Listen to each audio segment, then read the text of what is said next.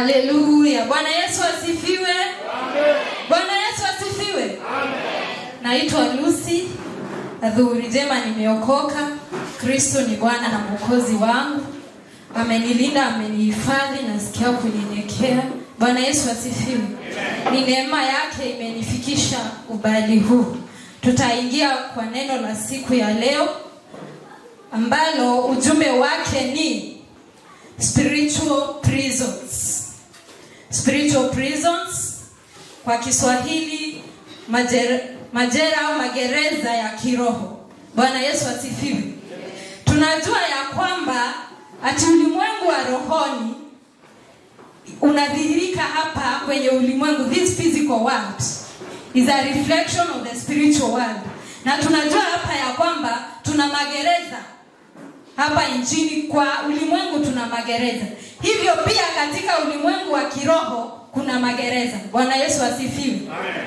Na tunajua ya kwamba magereza ya hapa ulimwenguni, it is a place. But in the spiritual realm, it is a condition, a situation. Yani ni hali. Bwana Yesu asifiwe. Yani kuna hali ambazo tunapitia. Kuna hali ambayo unaangalia huyu mtu, unaona huyu mtu hayuko huru, ako kwa gereza. Bwana Yesu asifiwe.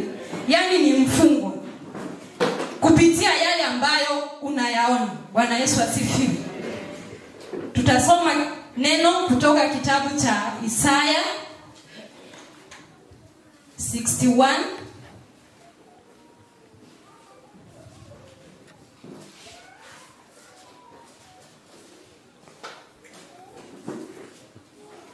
Isaiah 61 verse 1. Bwana Yesu asifiwe. Tutaona hizi gereza za kiroho ambazo nazungumzia. Isaiah 61 verse 1. The word of the Lord says, "The Spirit of the Lord God is upon me, because the Lord has anointed me to preach good tidings to the poor. He has sent me to heal the broken-hearted, to proclaim liberty to the captives, and the opening of the prison to those who are bound." To the opening of the prison. Haya ni majera ya kiroho ambayo yalikuwa yanazungumziwa hapa na Isaya.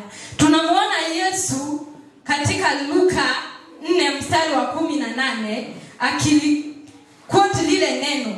Kumaanisha nini? Kuna majera ya kiroho ambayo watu hupitia. Bwana Yesu asifiwe. Amen. Na kama tunajua watu huzipata kwa jera hapa ulimwenguni kwa sababu ya mambo kadhaa. Bwana Yesu asifiwe. Moja ni kufunja sheria. Praise the Lord. Amen. Hata kwenye ulimwengu wa roho kuna sheria. Praise the Lord. Amen. Hallelujah. Amen. Katika kitabu cha 2 Chronicles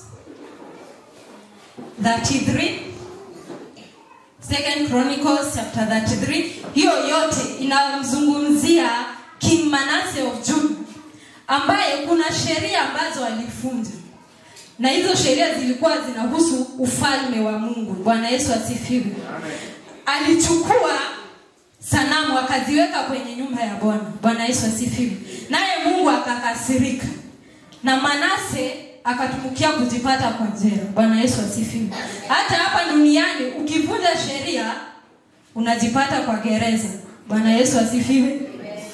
Hivyo katika Biblia tunajipata, we have commands, we have laws. Hivyo hiyo wakati ambapo unavunja sheria moja, una haki ya kujipata kwa jela. Bwana Yesu asifiwe. Hiyo ni moja. Ingine ni kuonewa. Kuna watu wanajipata kwa majera hapa ulimwenguni, hawajatenda dhambi, hawajavunja sheria, lakini wameonewa. Kuna watu hawatakii mazuri. Bwana Yesu asifiwe. Hata ulimwengu wa kiroho kuna watu wanaingizwa kwa majera kwa sababu ya kuonewa. Bwana Yesu asifiwe. Tunamuona Joseph in the book of Genesis. Hakuwa ametenda dhambi. Bwana Yesu asifiwe. Lakini kwa sababu alikataa kukubaliana na bibi ya Potifa, akaingizwa kwa gereza. Bwana Yesu asifiwe. Kuna watu, kuna maroho ambayo yanazunguka.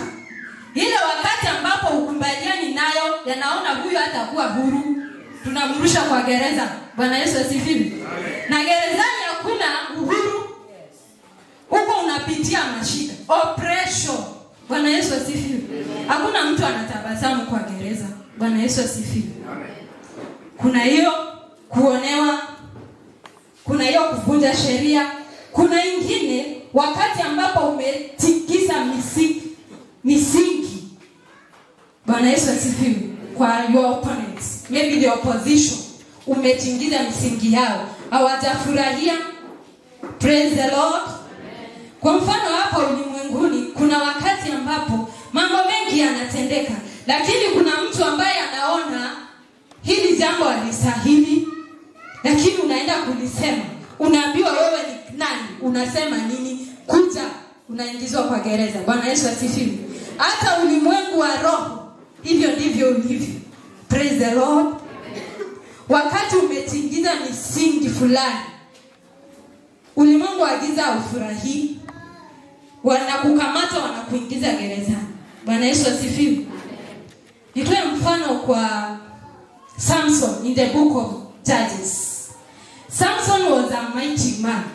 Na kwa sababu ya kuwapigania Waisraeli kwa Wafilisti, Wafilisti hawakufurahia. Bwana Yesu asifiwe. Waliona Samson anawatesa, wakamtuma Delila kama spy, akajue kupata nguvu za Samson zinatoka wapi. Samson alitumbukia gerezani. Bwana Yesu asifiwe. Kwa nini? Alitingiza misingi ya Wafilisti. Bwana Yesu asifiwe. Pia sisi kuna misingi, labda ni ancestral spirit, maybe even it is terrestrial spirit, yani misingi ya maeneo. Wewe kama Mkristo umeyatingiza. Bwana Yesu asifiwe. Nao wanasema huyu hapana, hata endelea hivi, unakamatwa, unaingizwa kwa gereza. Bwana Yesu asifiwe. Lakini hilo tumekataa katika jina la Yesu. Praise the Lord. Wakati unaingizwa kwa gereza, mimi nataka tutoke kwa gereza ambazo tumeingizwa. Bwana Yesu asifiwe. Ikuwe ni kuonewa, ikuwe ni kujitakia tulivunja sheria fulani. Bwana Yesu asifiwe. Ikiwa ni kutingiza misingi, tutoke kwa hizo gereza siku ya leo. Bwana asifiwe. Haleluya. Amen. Wakati mtu ameingizwa kwa gereza, ili tufikie yule mfungo, kuna mambo kadhaa ambayo tunafaa tushughulikie. Bwana Yesu asifiwe.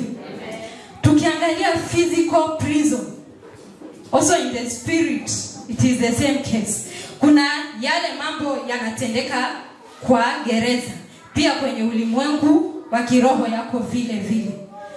Tukiingia kwa gereza, kitu cha kwanza tunapata ni mlango, gate, lango. Bwana Yesu asifiwe. Hata kwa ulimwengu wa kiroho tuna hayo malango. Bwana asifiwe. Na haya malango kazi yake kwa gereza, ukiwa kwa gereza watu wengi wanaingia, si ndio? Madaktari wanaweza tembea huko gerezani, wahudumu wanaweza tembea kule, wahubiri wanaweza tembea na wakatoka vizuri sana. Lakini yule ambaye amefungwa ajaribu tu atoke afike pale kwa gereza, kwa mlango, anaambiwa nini? Rudi. Kwa nini? Kwa sababu ya ule mlango, lile lango. Kazi ya mlango ni ya kuzuia kutoka. Bwana Yesu asifiwe. Zaburi 24, tunaweza soma hilo neno. Aliye na Biblia ya Kiswahili akanisomee. Zaburi 24 mstari ni wa 7. Tukaone malango. Psalms 24 verse 7.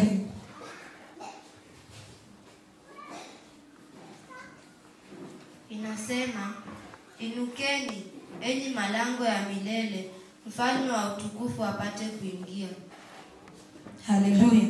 Lift up your heads, all you gates. Kuna malango ambayo yamewekwa ulimwenguni wa kiroho, yanatuzuilia ku advance, yanazuilia tusiendelee maana yanatulimit. It is a boundary. Hapa uwezi pita. Bwana Yesu asifiwe. Pia kwa prison door utapata prison guard. Kazi yake pale ni ya kuhakikisha ya kwamba hakuna mfungwa ambaye atatoka. Kazi yake tu ni ya kuspy pale kunaendelea namna gani. Wafungwa wote wako, mmoja akikosa yeye ndo anaulizwa. Pia ulimwengu wa kiroho, we have those guards. Wamepewa kazi watuchunge. Ati huyu mahali tumemwambia asivuke hatavuka. Bwana Yesu asifiwe. Ati wanatuangalia. Huyu aliambiwa hapa hawezi vuka. Na ni kweli atakaa hapo. Maana you have a prison guard mwenye anakuchunga. Tunamuona Paul in the book of Acts. Paul wamekuwa Roma. Amekamatwa, amefungwa. Lakini amepewa uhuru kidogo. Amepewa nyumba yake pale. Lakini amepewa mlinzi.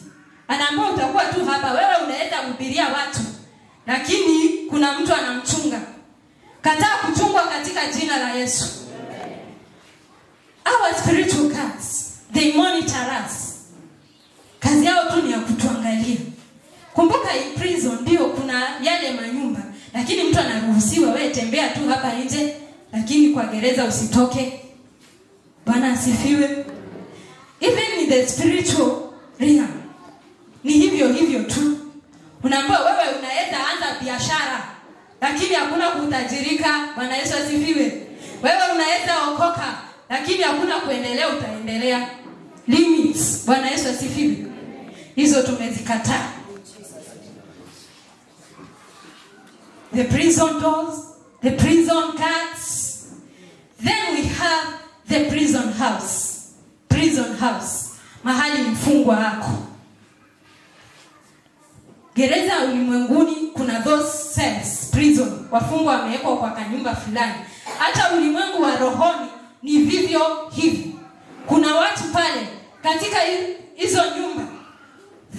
They are chained. Yaani wamefungwa minyororo. Wamevalishwa mavazi ya jela. Bwana Yesu asifiwe. Kwa hizo nyumba za kiroho. Na hizi nyumba zimejaa giza. Kumbuka it is a prison. There is no light. We can read from the book of Isaiah 42 verse 7. Isaiah 42.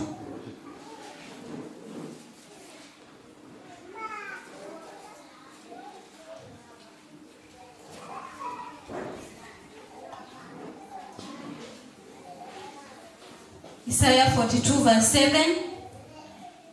Neno la Bwana linasema, I read in English, to open blind eyes, to bring out prisoners from the prison, those who sit in darkness from the prison house.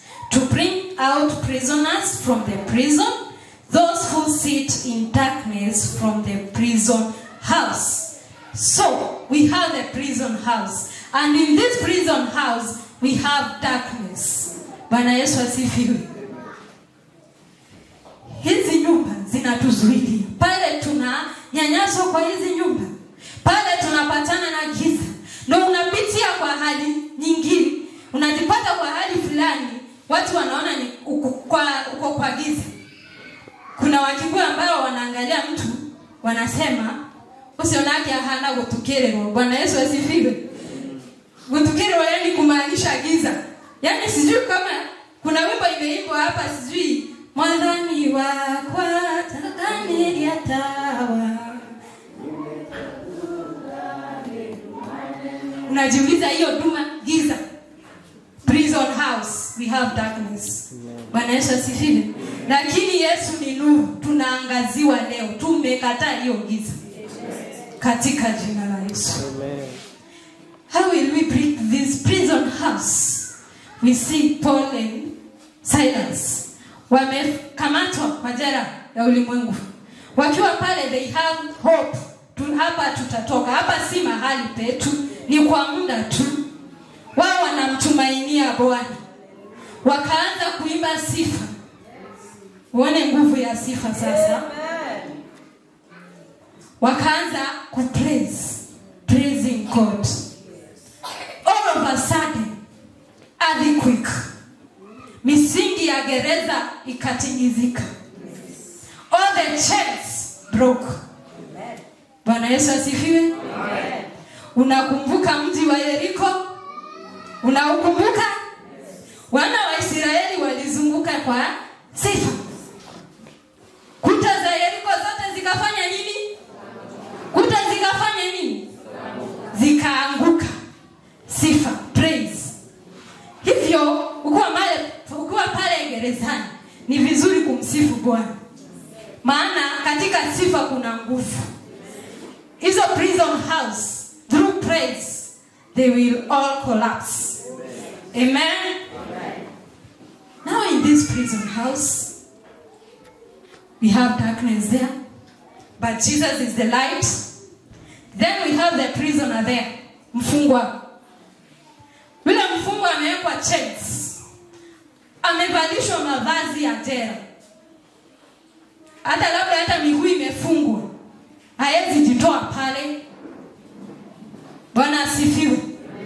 Pale gerezani anafanyishwa kazi mingi.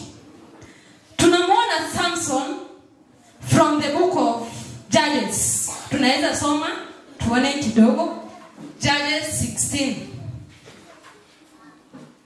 Judges 16.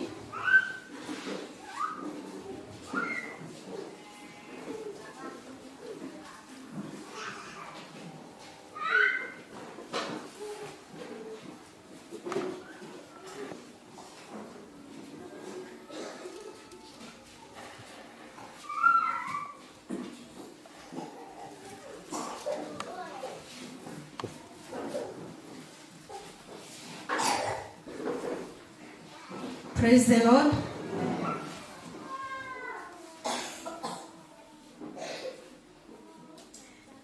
I will read. Now the Lord from verse 23.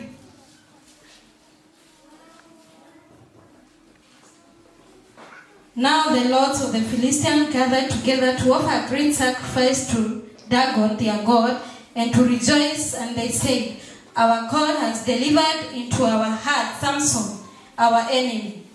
When the people saw him, they praised their God, for they said, our God has delivered into our hearts our enemy, the destroyer of our land.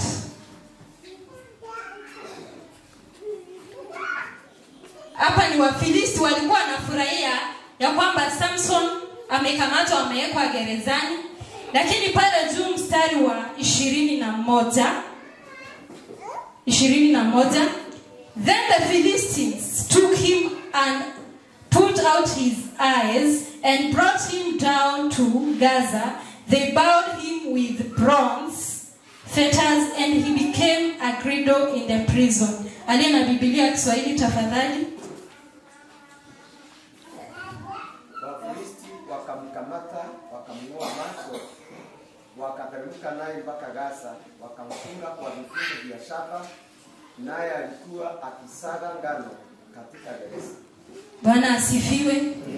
Hiyo ni gereza ya ulimwenguni. Pia ulimwengu wa roho. Mtu akiwa gerezani anafanywa hivi. Samson amekamatwa, amefungwa, anafanyishwa kazi ya kusiaga ngano. Bwana Yesu asifiwe. Hata sisi wakati mwingine ukinaweza jipata kwa gereza pale, unafanyishwa kazi. Na sijui kama watu ambao wanafanya kazi gerezani wanalipwa. Bwana asifiwe. Yani gereza, we have even prison work. Tunamuona Samson anafanyishwa kazi. Wengine wanafanyishwa kazi, wanapitishiwa hali fulani, hali ya mateso. Bwana asifiwe. Unapitia hali ya kwamba unachukiwa na kila mtu. Yani unabebeshwa kazi.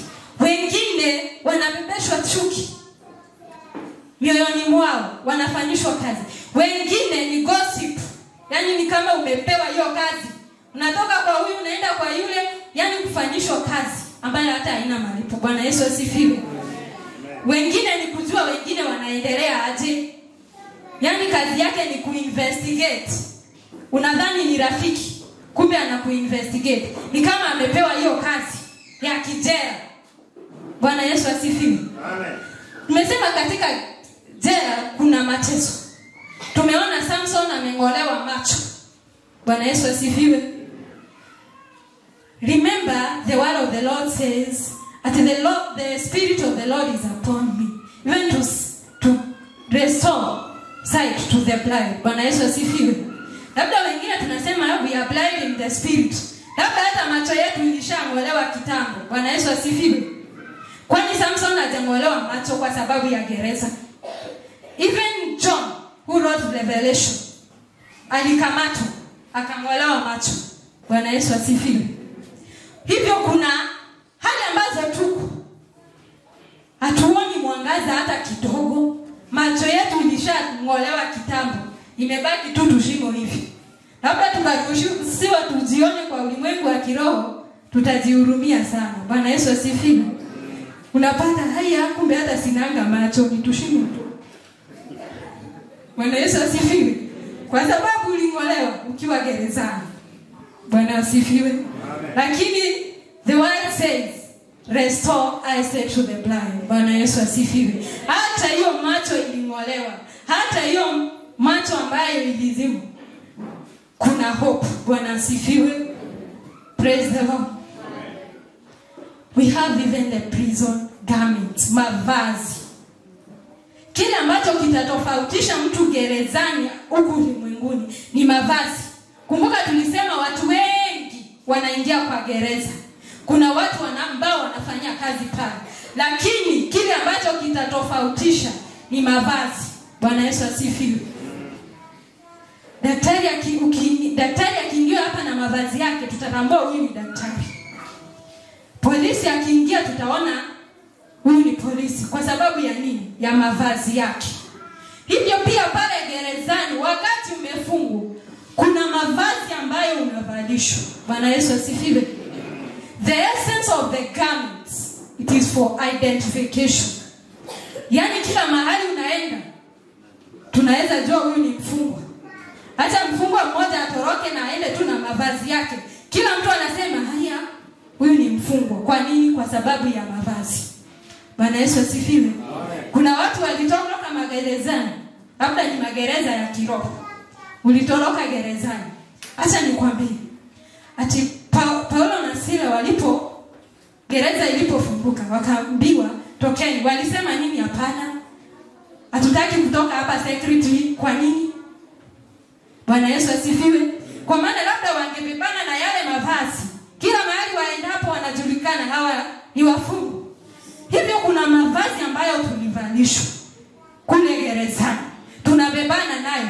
Utoke hapa uende wapi, unajulikana wewe ni mfungwa. Bwana Yesu asifiwe. Ulimwenguni wa roho wanajua huyu ni mfungwa. Ulimwengu wa giza wanajua huyu ni mfungwa na ametoroka aje. Hapana, hiyo hatutaruhusu. Unakamatwa tena. Na ukirudishwa pale haitakuwa vizuri. Praise the Lord. Mavazi. Kuna watu wamevalishwa mavazi. Kwa nini unajiuliza? Mtu mlevi anaweza toka hapa aende Nairobi, lakini hiyo jioni utajua vile wamepatana na mlevi mwenzake. Bwana Yesu asifiwe. Na atajiandika hapa, mimi ni mlevi. Bwana Yesu asifiwe. Wale drug dealers, unajiulizanga wanajuana aje? Garment identification. Praise the Lord. Watu wa ulimwengu wa giza, ahia devil worshippers, akikuja hapa atajua mwenzake. Kwa nini? Mavazi. Bwana Yesu asifiwe. Hata hapa unapatanga watu wanachukuana kulingana na vile wako. Wale watu wanapenda gossip pamoja, mavazi. Bwana Yesu asifiwe. Wale wanapenda kutusi wengine wanajipata pamoja, mavazi wamevalishwa. Bwana Yesu asifiwe. Wale wanaenda kwa waganga wanajuana, wako na mavazi. Praise the Lord. Sijui wao umevalishwa vazi gani? Bwana asifiwe. Amen.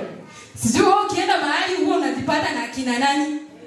Hata watumishi wakienda, ama hata ukitembea na huko, hujavalia mavazi ya mtumishi, lakini unasikia mtu anakuita pastor. Kwa nini? Ulimwengu wa kiroho umevalishwa hilo vazi. Praise the Lord. Amen. Natamani leo tuvalishwe mavazi mazuri, hiyo ya kule gerezani tukataane naye. Amen. Praise the Lord. Amen. Remember, even in prison we have prison food. Hallelujah. Lazima upewe chakula ili upate nguvu, usikuvie pale kwa gereza. Bwana Yesu asifiwe. Nasikia kama wanapewa maharagwe ka ugali kidogo. Bwana Yesu asifiwe, kuwapatia nguvu. Pia in the spirit we have those food. Bwana Yesu asifiwe. Unapata Mkristo ameokoka lakini amefanywa kitendo na mtu mwingine, anasema hapana, hii wokovu hapana, lazima tupatane na yeye. Kwa nini? Kwa sababu ako na chakula ambacho analishwa polepole. Bwana Yesu asifiwe. Kidogo kidogo, in portions. Makasiriko inakuja, anaweza nifanyia aje hiyo? Hiyo ni chakula unalishwa. Bwana asifiwe. Umeona mwenzako ameinuliwa, wivu, unalishwa chakula. Bwana Yesu asifiwe. Ahia, even in prison kuna wale wanabahatika, ndio wako gerezani wamefungwa, lakini wanapewa nafasi ya juu kidogo kuwalinda wengine. Labda wewe uko kwa gereza na umeinuliwa kwa gereza uwachunge wengine, unaambiwa pale jioni unione ni kuongezee chakula kidogo. Bwana Yesu asifiwe. Hata gereza ya kiroho unaongezewa chakula kidogo.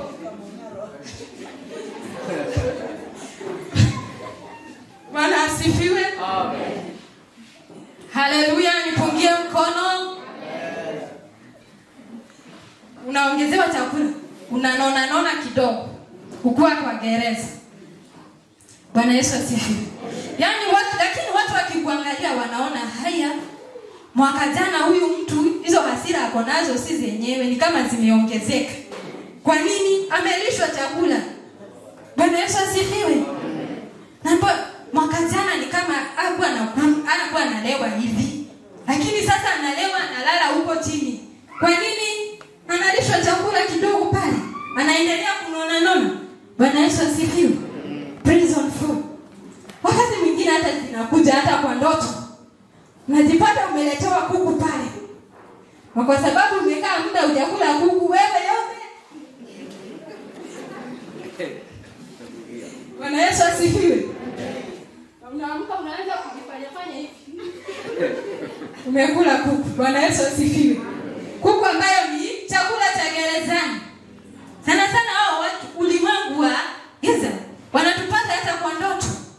Unapata umeletewa juice pale, na wewe umekaa muda hujakunywa pineapple juice. Unasema hii hata ni tamu sana. Yote kumbe ni damu. Unaekwa kwa maagano. You get yourself into covenants. Yaani ni kusema hapa niko nimeridhika. Hapa nimeridhika. Leta yote, kile kitakuja niendelee kunona. Lakini unanona ukiwa gerezani. Pale umefungwa. Bwana Yesu asifiwe. Haleluya. Kuna wengi bado tumelishwa sana kupitia yale mambo tunatenda. Bwana Yesu asifiwe. Watu wanajipata kwenye gereza, na ile chakula unajipata uwezi kataa. Kumbuka uko kwa jela, lazima uishi. Utafanya nini? Unajipata unakikula. Bwana Yesu asifiwe. Lakini hiyo yote tunakataa. Amen. Amen. Hallelujah. Amen. Now our prisoner is there. Mavazi tumevusha, kazi tumetoana nayo. Praise the Lord. Amefungwa chains, mikono imefungwa. Uko umefungwa mikono huwezi fanya kitu. Kuna wengine pia wanafungwa miguu, huwezi tembea uko umefungwa miguu. Bwana Yesu asifiwe. Nilikuwa nasikia kitambo wakati wa slaves walikuwa wanadungwa miguu, unawekwa chains, unafungiwa na mtu mwingine. Yaani mnafunganishwa hiyo miguu. Yaani hata kutembea kwenyewe ni shida. Unajaribu kutembea, unatembea namna hii. Ndio maana unapata, kumbuka tulisema spiritual prison ni hali. uko kwa hali fulani, wa wapi? Unajaribu kuinuka, huwezi. Tunaangalia wakati mwingine, labda hata nadhani mikono yetu imefungwa kiasi ya kwamba tunaambiwa inua mikono, huwezi inua hivi, unainua hivi. Mikono ni mizito. Kwa nini imefungwa? Bwana Yesu asifiwe. Tunaambiwa chezea Yesu, hata huwezi toka mahali ulipo. Unaambiwa ruka, miguu ni mizito, imefungwa. Bwana Yesu asifiwe. Yaani unaangalia tu watu hivi. Labda tunaweza funguliwa macho tu tukaona mikono yetu iko imefungwa, labda tumefungwa miguu. Ndio maana hata hatuwezi endelea. Praise the Lord. Lakini hiyo yote inakoma. All the chains are going to break. Amen. Praise the Lord. Hallelujah. Now, we have now the prisoner there. The chains are broken. But how? Tutamtoa aje hapa? Remember, in the prison we have the prison throne. Yani the authorities zenye zina deal na hiyo jela. Kwa kila prison kuna authority. Kuna wale wakubwa. Hivyo lazima we deal with them so that we get this thing that is in prison out. Praise the Lord. Tena we have stamp ama seal. Kuna yale statement uandiko. Huyu mtu tumemfunga kwa muda labda wa miaka 5. Bwana Yesu asifiwe. Lakini cha ajabu na jela za rohoni, ukifungwa, umefungwa miaka 5, ikikaribia wanaongezea kifungo. Bwana Yesu asifiwe. Wana extend. Kuna wengine wanafungwa hapa ulimwenguni, wanatumikia kifungo wakiwa nje. Praise the Lord. Lakini wanaenda kuripoti kwa gereza.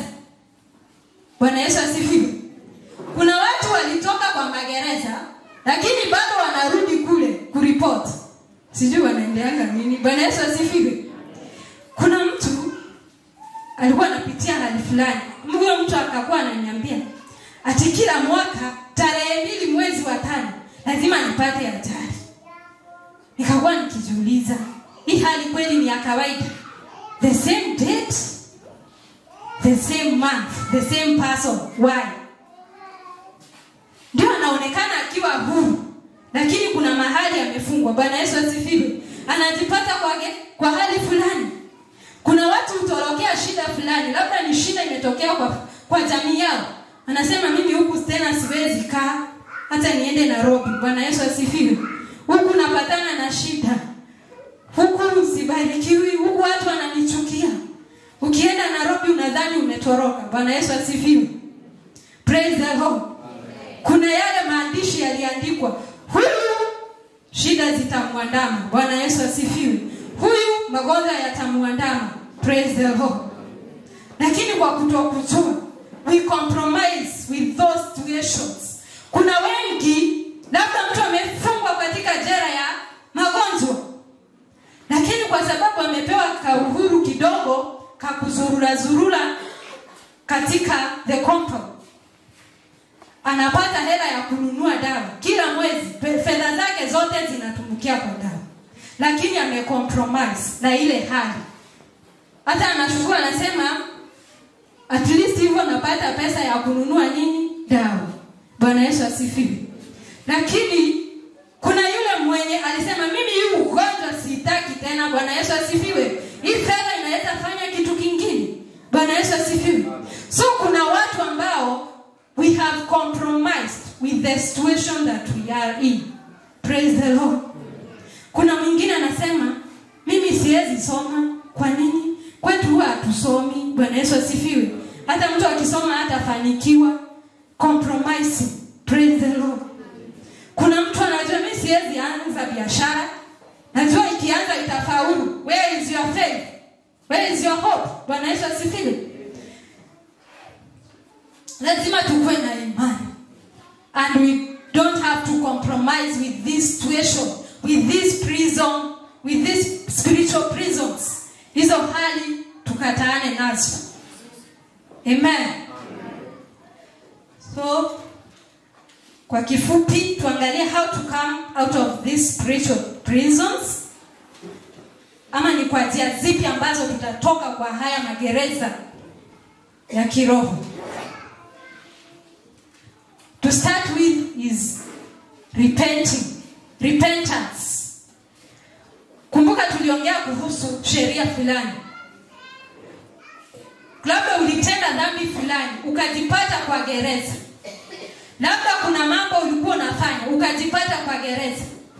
Labda uliinamia miungu mingine ukajipata kwa gereza, dhambi. Labda uliendea nguvu huko Mombasa ukajipata kwa dhambi. Hivyo repentance is a key ya kukutoa pale ndani ya gereza. Praise the Lord. Now nikiongea kuhusu repentance, it comes with forgiveness. Usamehewe ili utoke kwa gereza. Hata kwenye ulimwengu huu kuna watu wanasamehewa wanatolewa. Bwana Yesu asifiwe. Lakini neno la Bwana linasema nini? Kwanza lazima usamehewe wengine ili nawe usamehewe. Bwana Yesu asifiwe. Kuna mtu atatubu, lakini kuna mtu ameweka kwa moyo, huyo sitawahi msamehe hata kukienda namna gani. Don't expect ukuwe forgiven. Praise the Lord. Hivyo lazima uchunguze moyo wako. Uone ya kwamba labda kuna mtu ambaye sijamsamehe na naambia Bwana nisamehe. Lazima kwanza umsamehe. Bwana Yesu asifiwe. Ili nawe ukapate kusamehewa. Repentance. And when we come to repentance, we repent specific sins. Usianze kusema nisamehe kwa dhambi nilitenda. Bwana Yesu asifiwe. Be specific. Bwana Yesu asifiwe. Nilienda kwa mganga, specific. Niliimba, that is specific. You repent specifically. Ile dhambi ambayo ulitenda, ile dhambi ilikuingiza kwa gereza. Specific repentance. Then we have through the word of God, declaring the word of God. Neno la Bwana linasema nini kuhusu hiyo gereza ambayo uko? Declare the word of the Lord. Neno la Bwana ni kama upanga ukatao pande zote. Those chains zenye umefungwa, declare the word of the Lord. Zikatakatwa zivunjiki. Praise the Lord. Amen. Neno la Bwana linaongea kuhusu moto. Tangaza hiyo mavazi ikachomeke yote. Bwana Yesu asifiwe. Ili utoke kwenye lile gereza. You declare the word of God. And in the word of God, we get the promises of God. What has God promised in regard to that prison that you are in? Praise the Lord. Labda ni gereza umestagnate mahali pamoja, labda unataka kuinuliwa, labda hata ni kwa kazi, labda ni hapa kanisani au mahali popote pale.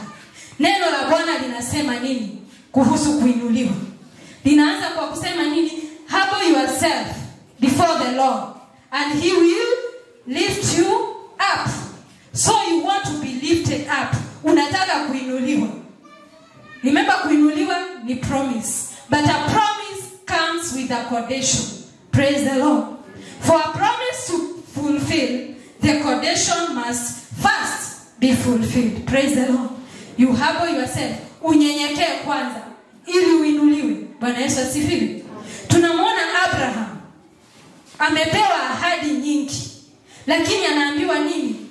Toka kwa baba yako, toka kwa watu wenu, uende kwa nchi ambayo nitakuonyesha na nitakubariki. Bwana Yesu asifiwe. Ameahidiwa baraka, lakini there is a condition.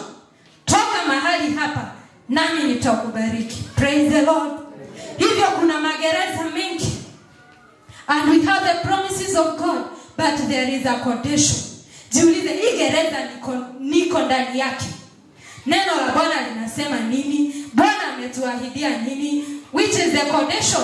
Fulfill the condition first, so that the promise may be fulfilled. Hallelujah. Praise the Lord.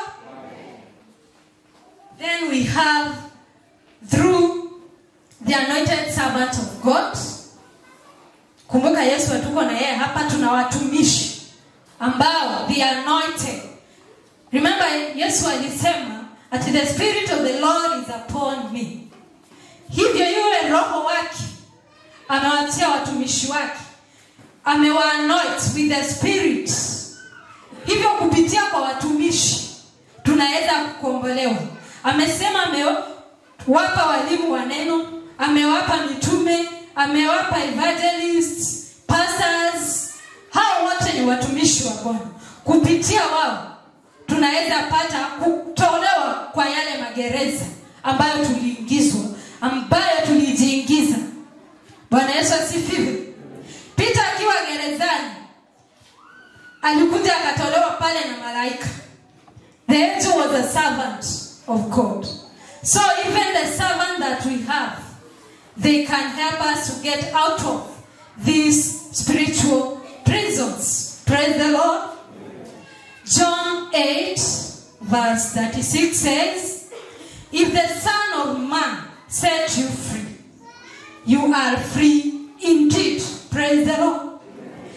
Till the Spirit of liberty is upon me, to set the captives free, the prisoners to be free.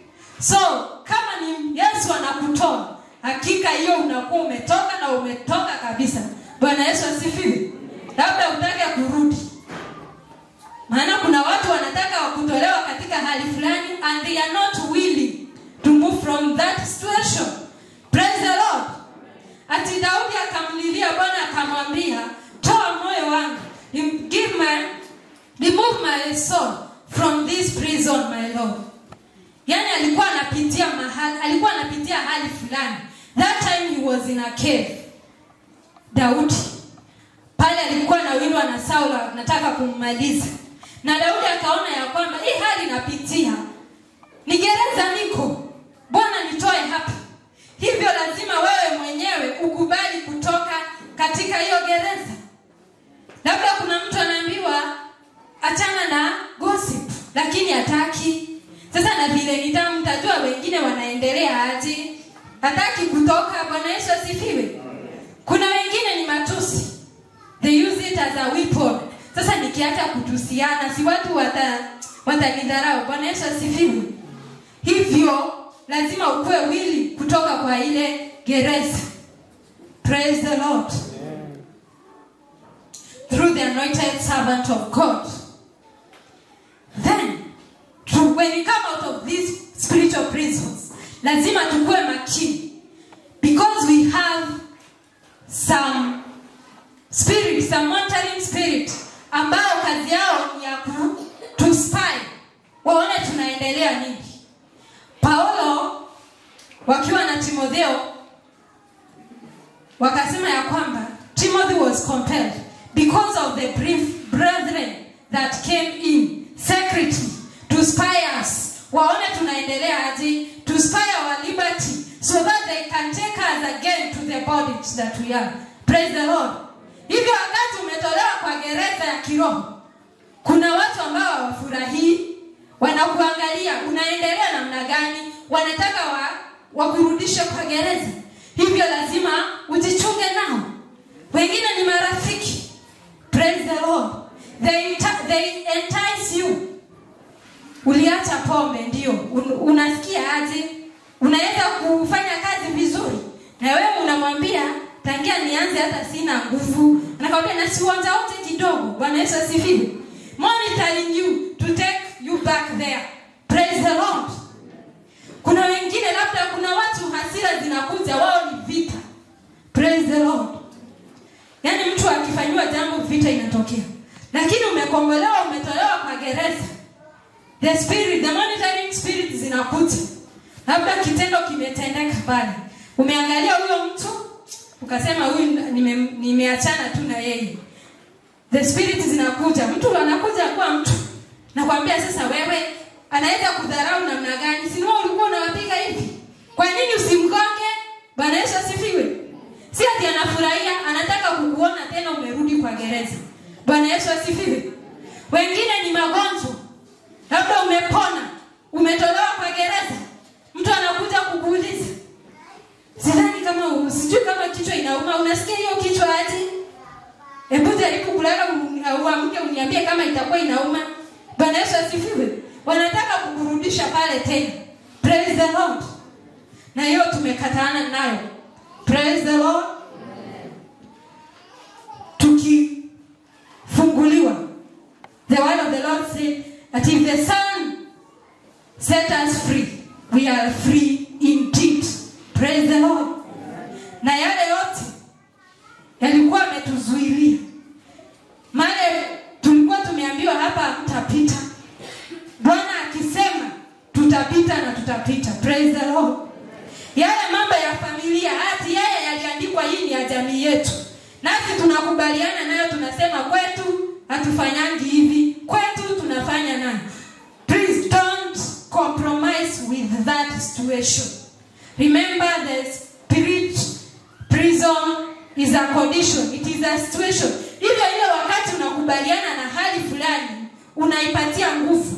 You are giving the prison throne and the guards power ya kukurudisha pale, because wewe kama unafurahia kukaa kwa gereza.